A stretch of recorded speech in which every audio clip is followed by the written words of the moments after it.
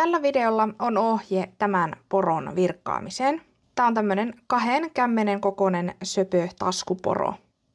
Tähän poroon löydät ohjeen myös mun Ravelrystä ja mun verkkokaupasta. Lisäksi tämmöisen poron voit ostaa valmiina mun verkkokaupasta. Linkit mun verkkokauppaan ja Ravelryyn löytyy tuolta videon kuvauksesta. Aletaanhan hommiin. Poroa varten sä tarvit 2 eri väristä lankaa, alisevellutoa. Toinen on tämmönen peike ja toinen on sitten tämmönen tummempi ruskea. Sitten pieni määrä punaista lankaa nenänkirjailua varten. 6,5 millinen koukku sekä 6 millinen koukku. 14 milliset turvasilmät, silmukkamerkki, parsinneula ja sakset. Lisäksi tietysti tarvitaan täytevanua tänne täytteeksi. Eli mä otan nyt käyttöön tämän 6,5 millisen koukun ja sitten tämän vaalean beigen langan. Aloitetaan tekemällä 8 kiinteää silmukkaa taikarenkaaseen.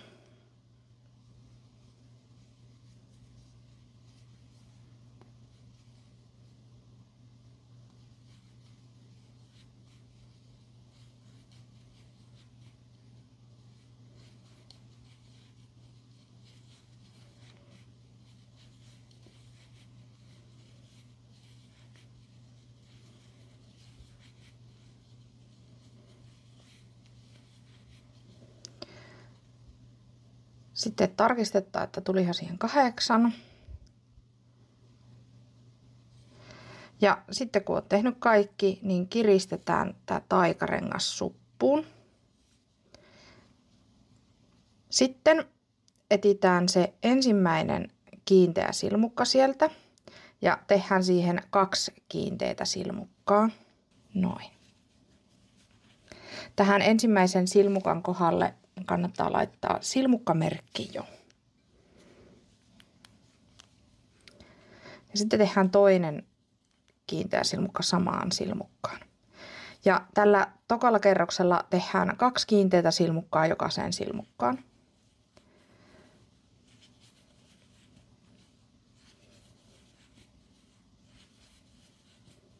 Kerroksen lopussa meillä on yhteensä 16 kiinteää silmukkaa.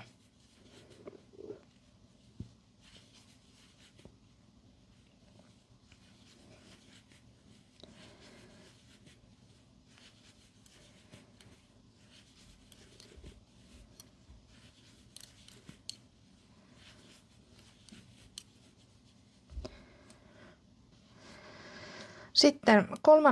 kerroksella tehdään 1 kiinteä silmukka tähän ensimmäiseen silmukkaan.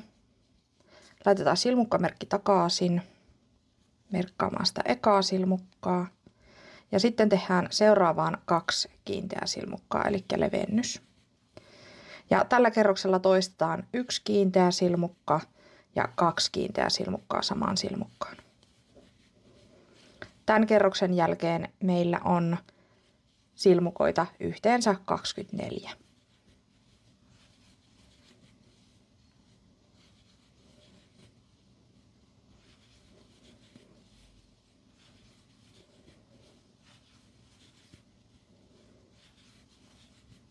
Sitten 4. kerroksella me tehdään 1 kiinteä silmukka jokaiseen silmukkaan. Muista laittaa ensimmäiseen silmukkaan silmukkamerkki.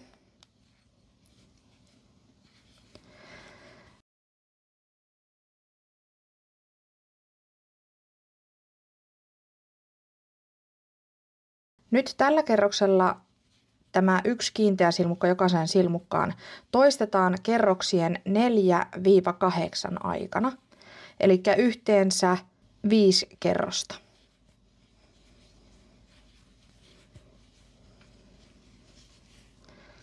Eli toistetaan tätä 1 kiinteä silmukka jokaiseen silmukkaan yhteensä 5 kerrosta. Kerrokset 4-8. Nyt alkaa sitten 9. kerros ja tähän kerrokseen me otetaan matkaan toinen väri. Tässä tehdään sellaisia nyppyjä tällä kerroksella. Ensimmäinen nyppy tehdään ilman sitä uutta väriä. Eli aloitetaan tekemällä langankierto koukulle. Vien koukku silmukasta läpi ja vedetään lanka. Sitten vedetään 2 silmukasta läpi.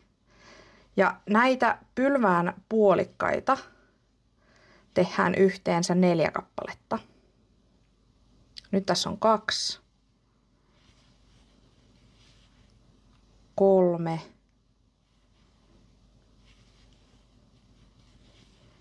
ja 4. Ja nyt sitten viimeisellä langan kierrolla suljetaan nämä kaikki ja kiristetään. Tähän tuli tämmönen nyppy nytten ja tämä on tämä poron häntä. Sitten heti seuraava silmukka pitää etsiä täältä ja lähdetään tekemään kiinteitä silmukoita. 1, 2. Ja tässä vaiheessa mä yleensä otan sitten tämän toisen langan matkaan. Näin. Eli aloitan kuljettaa sitä täällä matkassa, niin se vähän niin kuin päätellään tänne mukaan. Tehdään vielä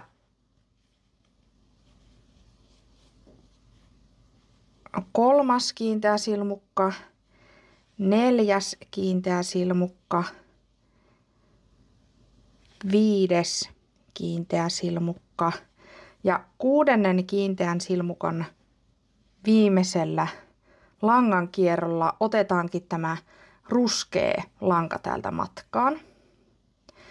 Eli vaihdetaan tässä kohti tämä väri. Sitten kannattaa vähän muotoilla, koittaa mahdollisimman sillä tavalla saada, että tuo tumma ruskea ei näkyisi kovin kovaa tuolta läpi.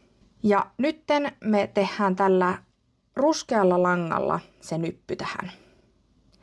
Eli langan kierto, vien silmukasta läpi, langan kierto, vedetään läpi ja sitten vedetään 2 läpi. Ja näitä pylväitä piti tulla tähän 4.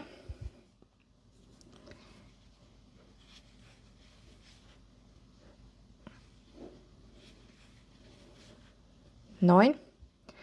Ja nyt viimeisellä kerralla, kun me yhdistetään nämä kaikki siksi nypyksi, niin vaihdetaan taas lanka. Ja vedetään se näistä kaikista läpi.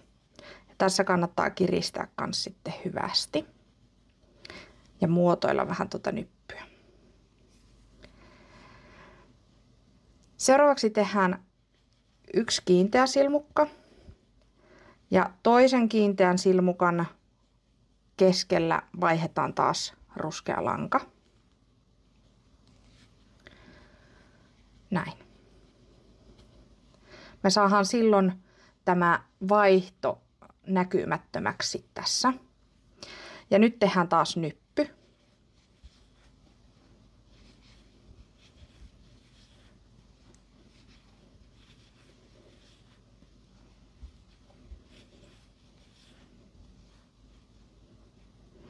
Ja nypyn viimeisellä langan läpi vetämisellä vaihdetaan taas uusi lanka käyttöön.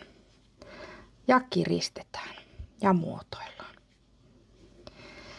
Sitten tehdään 3 kiinteää silmukkaa, joista viimeisellä tehdään sitten tuo langan vaihto taas.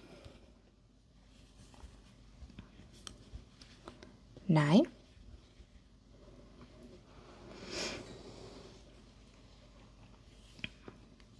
Seuraavaksi tehdään taas nyppy.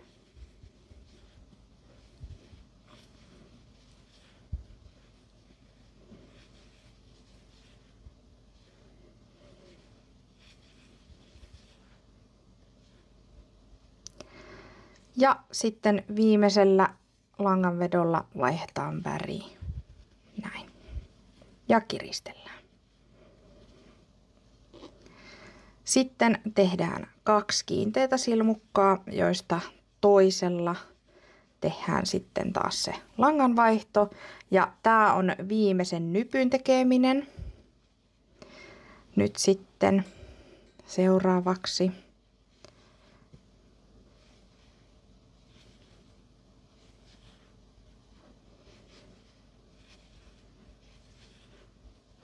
Täällä on langat jo ihan solmussa.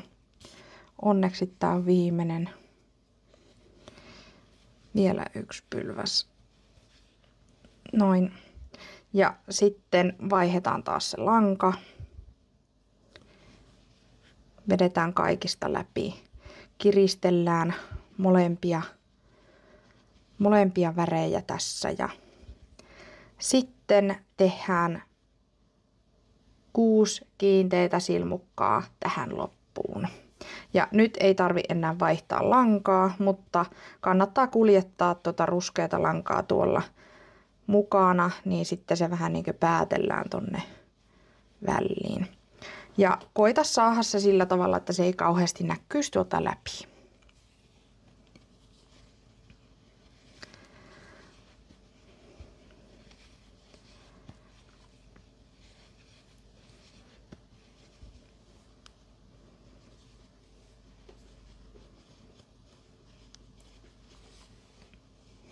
Tällä kerroksella tuli siis tälle porolle jalat.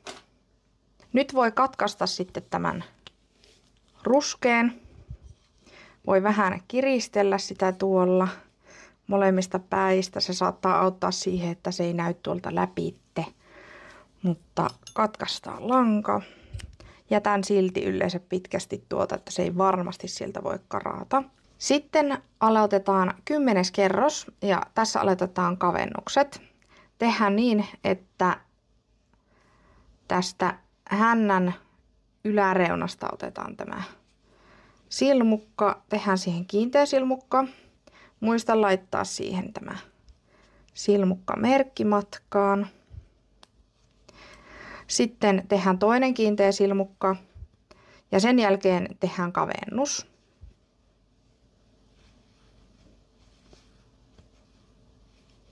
Eli tällä kerroksella toistetaan toistoa 2 kiinteätä silmukkaa ja kavennus.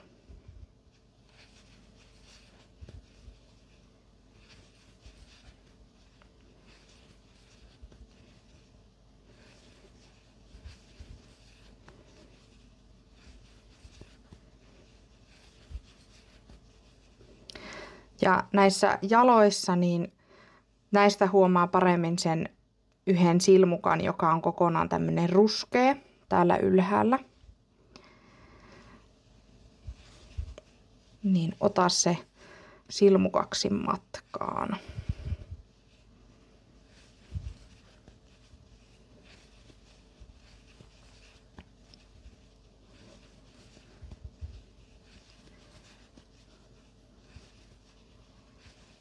Näin. Mä laitan turvasilmät aina 5. ja 6. kerroksen välille. 1, 2, 3, 4, 5. Ja niin, että ne on molemmilla puolilla näitä jalkoja. Esim. Tuohon. Ja sitten koitan katsoa toiselta puolelta saman kohan.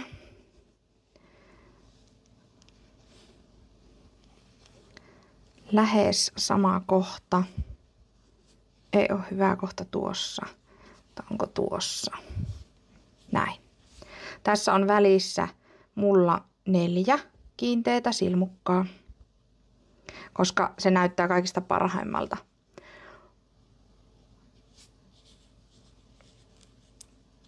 Ja sitten laitan sinne nämä taustat kiinni.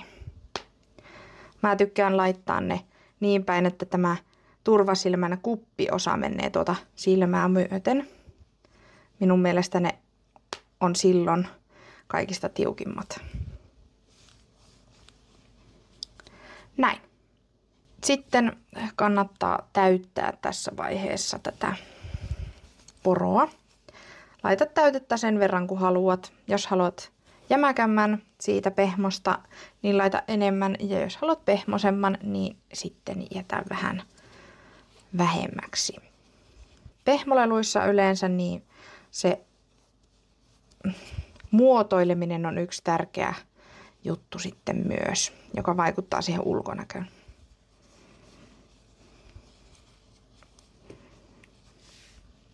Sitten kerros 11. Me tehdään niin, että tehdään yksi kiinteä silmukka. Silmukkamerkki alkuun, niin ei tarvitse pitää laskua noista silmukoista. Ja yksi kavennus. Eli tällä kerralla toisto on yksi kiinteä silmukka ja yksi kavennus.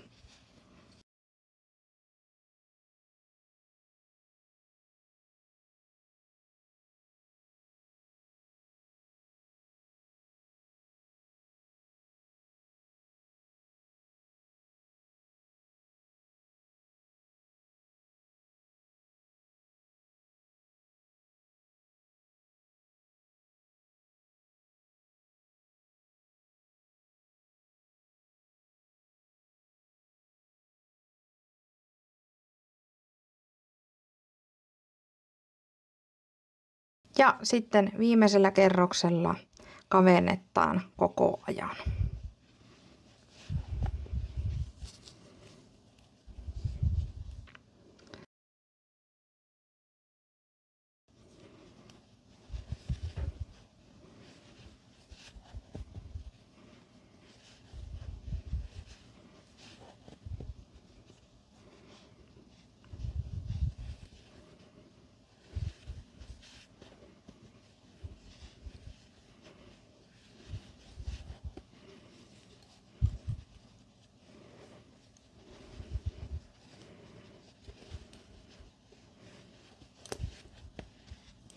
Sitten voi katkaista langan.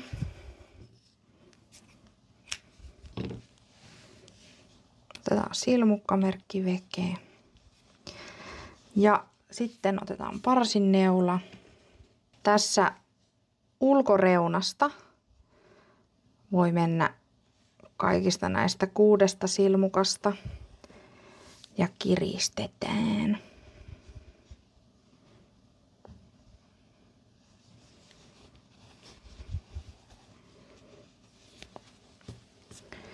Näin muotoillaan. Hyvältä näyttää. Ja sitten, miten ikinä päätteletkään sen sinne, niin kannattaa vähän pujotella ensin. Ja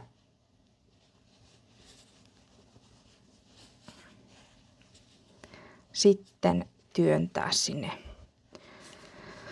okkelin sisälle tämä. Noin. Hyvä. Nyt on vartalo tehty. Seuraavaksi tehdään porolle korvat. Otetaan tämä sama lanka, millä tehtiin tuo kroppa. Tehdään aloitussilmukka.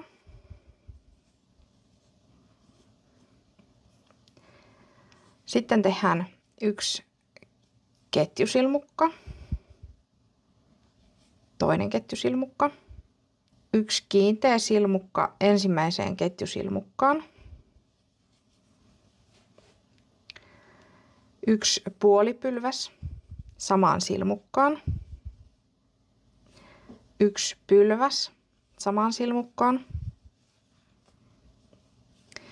Yksi puolipylväs samaan silmukkaan ja yksi kiinteä silmukka.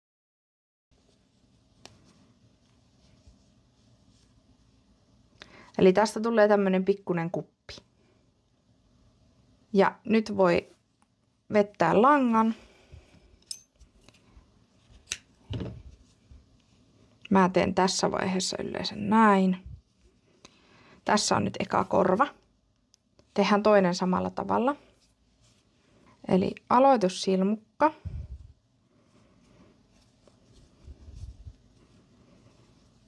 Kaksi ketjusilmukkaa.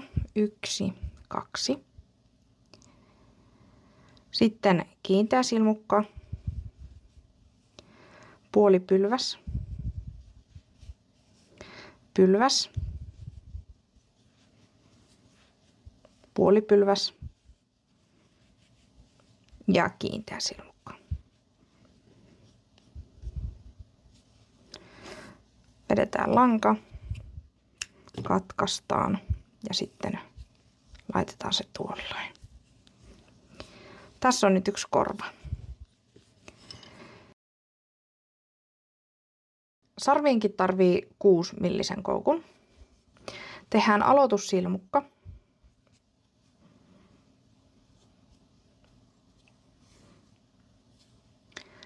Sitten tehdään 5 ketjusilmukkaa. 1, 2, 3, 4, 5. Sitten tehdään seuraavaan 3 ketjusilmukkaan 1 kiinteä silmukka. Ja lasketaan, että aloitetaan toisesta silmukasta koukusta lukien. Eli tässä on 1 silmukka, tuossa on toinen, niin siihen tehdään kiinteä silmukka. Seuraavaan toinen kiinteä silmukka ja kolmanteen vielä 1 kiinteä silmukka. Sitten lähdetään ylöspäin 3 ketjusilmukalla. Tehdään tähän toiseen ketjusilmukkaan koukusta laskien 1 kiinteä silmukka. Sitten tässä on 1 ketjusilmukka, niin tehdään siihen kiinteä silmukka. Sitten otetaan äsken tehty kiinteä silmukka tuohon sarven niin kuin toiseen ulokkeeseen, niin siitä se kylki, niin tehdään siihen kiinteä silmukka. Ja sitten tehdään viimeinen kiinteä silmukka tähän viimeiseen ketjusilmukkaan, joka täällä on jäljellä yksinään. Näin. Tästä tulee tämän muotoinen sarvi.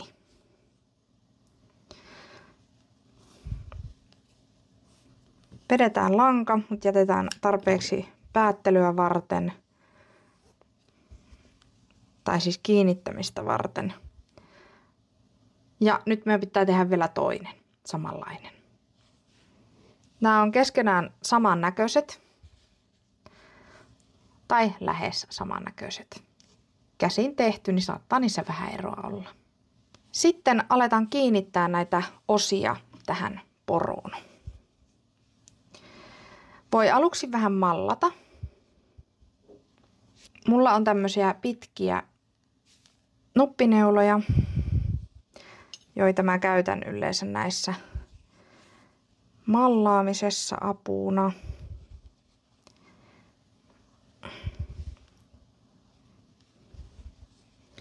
Mä laitan nämä korvat aina vähän tälleen niinkö tänne silmien reunalle ja sitten sarvet tulee vähän keskemmälle. Mutta kiinnitän ensin nämä korvat. Tässä korvassa kun on 2 näitä häntiä, niin toinen kannattaa pujottaa sen ensimmäisen kiinteän silmukan läpitte tuosta. Ja sitten se pääsee tonne reunaan. Sitten mallaat, että mihin kohtaan laitetaan.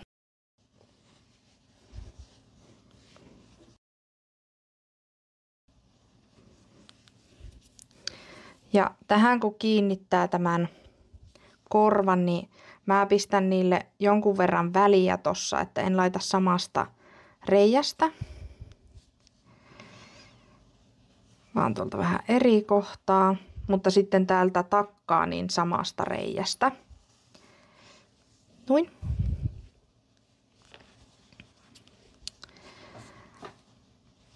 Ja mä yleensä teen silleen, että mä laitan nämä molemmat korvat kiinni, että näkee, että onko ne nyt sopivassa kohdassa varmasti, ja sitten vasta sidon ne. Näin.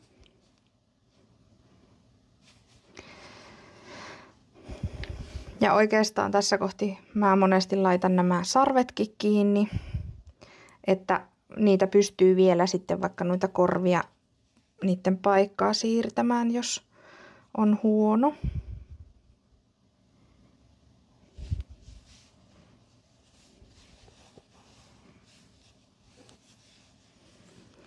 Ja sarvissa kans, niin kun kiinnitän sen tähän päähän, niin en paa samasta silmukkareiästä, vaan jätän väliin tuohon yhden ja sitten menen täältä takkaa samasta läpitte. Noin. Sitten vielä 1 sarvi.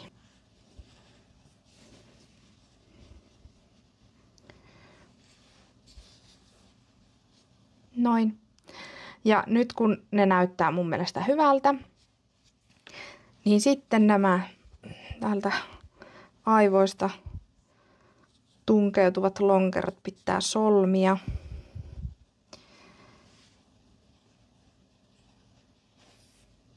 Mä teen tänne merimies-solmun, eli sillä tavalla, että siitä tulee sopivan tiukka.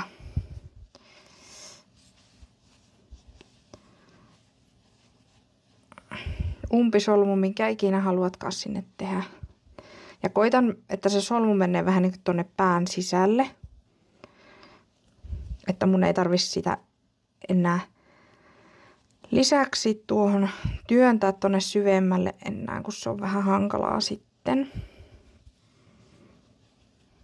Mutta mitä isomman möllykän siihen tekee, niin sitä enemmän sitä joutuu sitten sinne työntämään.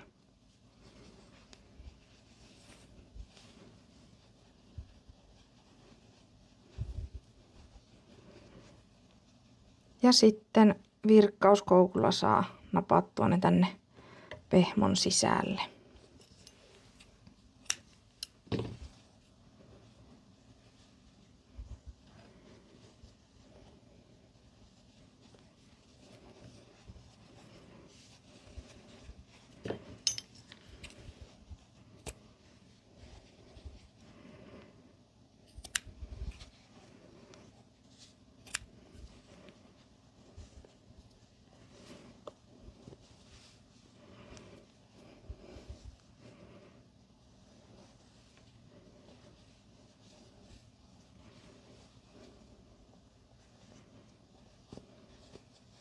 Näin. Ja sitten meidän pitää tehdä vielä tähän nenä. Mulla on tällaista erillistä akryylilankaa. Alisella on myös punaista lankaa, mutta mulla ei sitä oo. Voit käyttää sitä, jos sulla on, mutta ihan mikä tahansa muukin punainen lanka käy. Mä laitan yleensä aina täältä alta ensin tämän langan. Ja sitten menen tästä kohti läpi.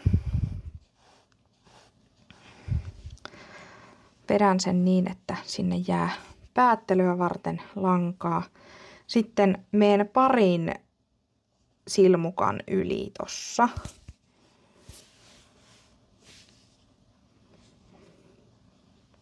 Ja ees taas vaan ylitte.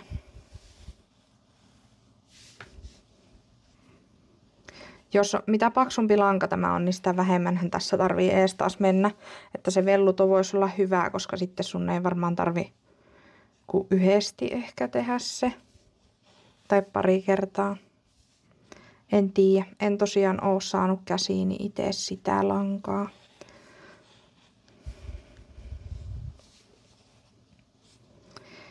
Näin. Sitten kun nenä on sun mielestä sopivan värinen Petteri punaa kuonolle, niin sitten vaan tuolta alakautta takaisin samasta kohtaa, mistä tulit. Ja tehdään tälle se sama juttu, eli tehdään tänne solmua, jolla saa sitten niin, että tuo nenä ei tosta purkaudu kovin helposti.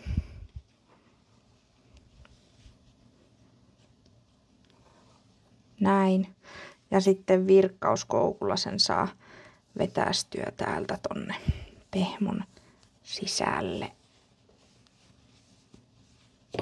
Ainakin jonkun verran, jos ei kokonaan. Noin. Ja nyt meidän poro on valmis. Kiitos, että katsoit videon. Laita kommenttia, jos tulee jotakin ongelmia. Virkkaamisiin!